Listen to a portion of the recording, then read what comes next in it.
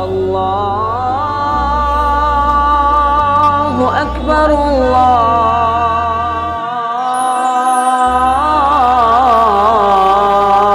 الله أكبر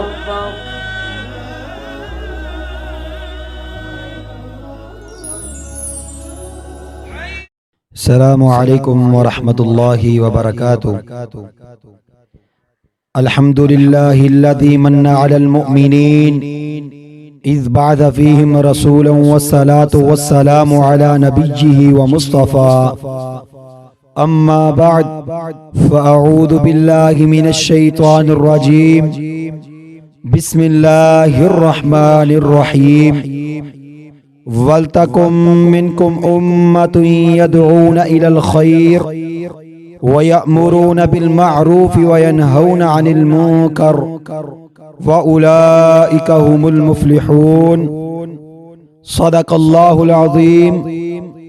حیرت ہے کہ تعلیم و ترقی میں ہے پیچھے، حیرت ہے کہ تعلیم و ترقی میں ہے پیچھے، جس قوم کا آغاز ہی اقرا سے ہوا تھا۔ انتہائی قابل قدر سامعین مکرم، اسلام کی نعمت آنے سے قبل عرب کے بدترین حالات تھے، جہاں اپنی ہی بیٹیوں کو زندہ درگور کر دیا جاتا، جہاں ذرا سی بات پر جھگڑا اس قدر طوالت پکڑ جاتا کہ کئی نسلیں اس آگ میں جلستی رہتی۔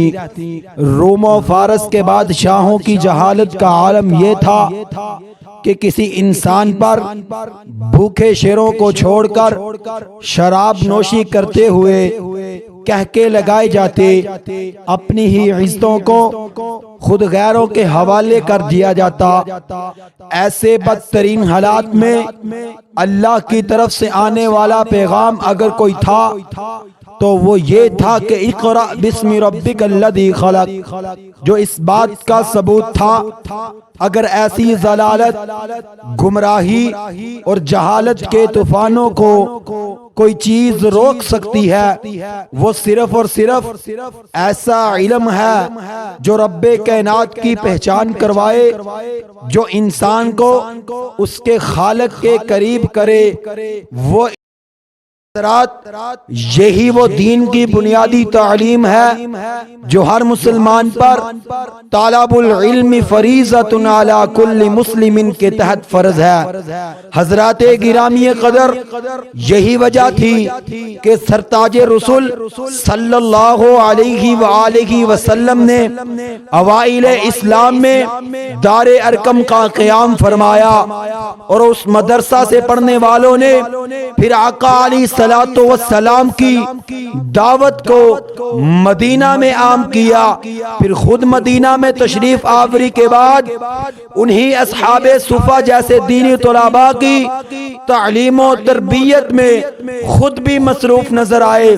حضرات پھر ان کی عظمت کو اجاگر کرتے ہوئے فرمایا، من یرید اللہ بہ خیرا یفقہہ فی الدین۔ دنیا کے لوگوں سن لو، ان دینی طلباء کے کپڑوں پر ڈیزائن اگرچہ نہیں، انہوں نے کوئی برانڈ زیبتن نہیں کیا، لیکن ان کی شان کا عالم یہ ہے، یہ چلتے زمین پر ہیں، ان کے قدموں کی آہٹ جنت میں سنائی دیتی ہے۔ اللہ نے ان سے خود ہی خیر کا ارادہ کر رکھا ہے۔ اللہ تبارک و تعالی نے انہیں کائنات کی سب سے عظمت والی ہستیوں انبیاء کرام کا وارث بنایا ہے۔ العلماء ورثۃ الانبیاء۔ حضرات یہی بس نہیں، بلکہ یہ خالق و مالک و پسند اتنے ہیں کہ دنیا کائنات کی ساری مخلوقیں ان کے لیے دعائیں، برکتیں، رحمتیں مانگ رہی ہیں۔ لا یصلون علی معلم الناس الخیر۔ حضرات گرامی قدر، یہ دین کی تعلیم کا راستہ وہ راستہ ہے جو جنت کی طرف جاتا ہے۔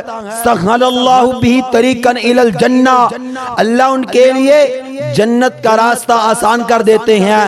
حضرات گرامی قدر، ہائے افسوس ان لوگوں پر جو دنیا کو ہی سب کچھ سمجھ بیٹھے ہیں۔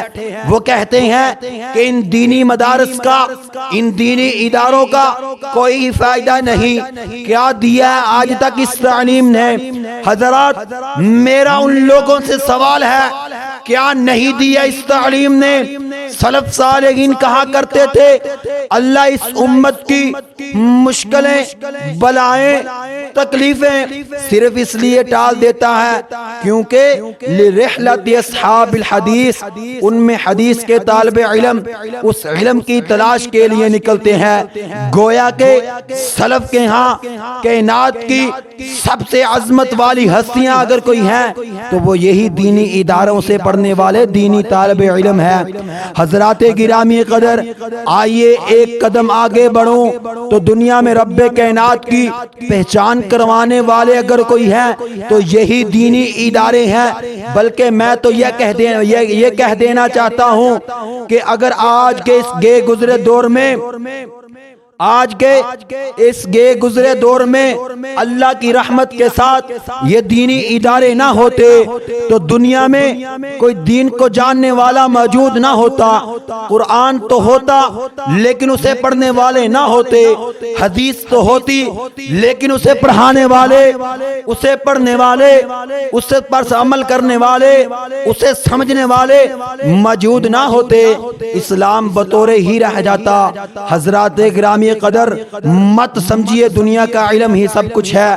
اگر ایسا ہوتا تو میرے پیارے نبی صلی اللہ علیہ وآلہ وسلم کبھی یہ نہ فرماتے انتم اعلم بامور دنیاکم، تم مجھ سے زیادہ دنیا کو جانتے ہو۔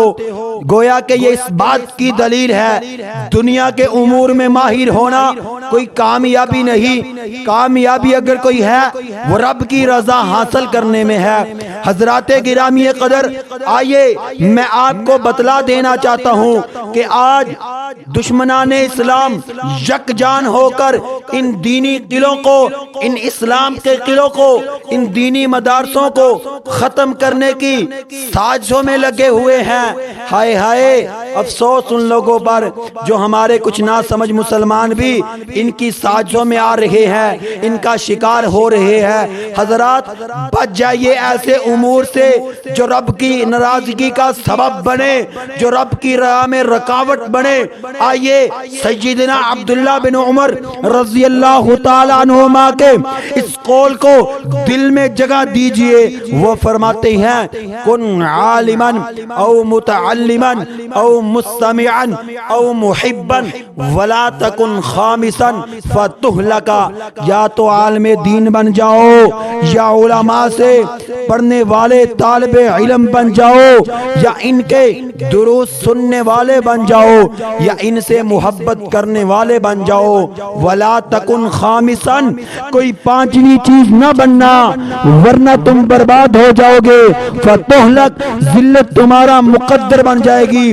حضرات گرامی قدر، آئیے ان دینی طلباء سے، ان دینی مدارس سے محبت کا ثبوت دیجئے اور دشمنان اسلام کے خلاف دینی مدارس کی حمایت میں یکجان ہو کر دشمنوں کے مقابلے میں نکلو۔ کیا آپ لوگ بھی دشمنوں کے مقابلے میں نکلنے کے لیے تیار ہو؟ جو نکلنے کے لیے تیار ہے دایاں ہاتھ بلند کر کے انشاءاللہ کہے، دایاں ہاتھ بلند کر کے انشاءاللہ کہے کہ آپ لوگ بھی دشمنان اسلام کے خلاف دینی مدارس کی حمایت میں کھڑے ہونے کے لیے تیار ہو۔ اگر آپ کو اپنا جان و مال، تن من دھن دین کے لیے لٹانا پڑا، کیا آپ لوگ بھی دین کے لیے قربان کرنے کے لیے تیار ہو؟ تو پھر آؤ دنیا کفر کو للکارے اور کہتے کہ ہم سب مل کر بتا دیں کہ دنیا کو سنسار میں، ہم سب مل کر بتا دیں کہ دنیا کو سنسار میں کتنی قوت ہے جذبوں کی یلغار میں۔ باخدا پھر غریبوں کے دربار میں سر جھکائے ہر نواب آئے گا، انقلاب آئے گا، انقلاب آئے گا۔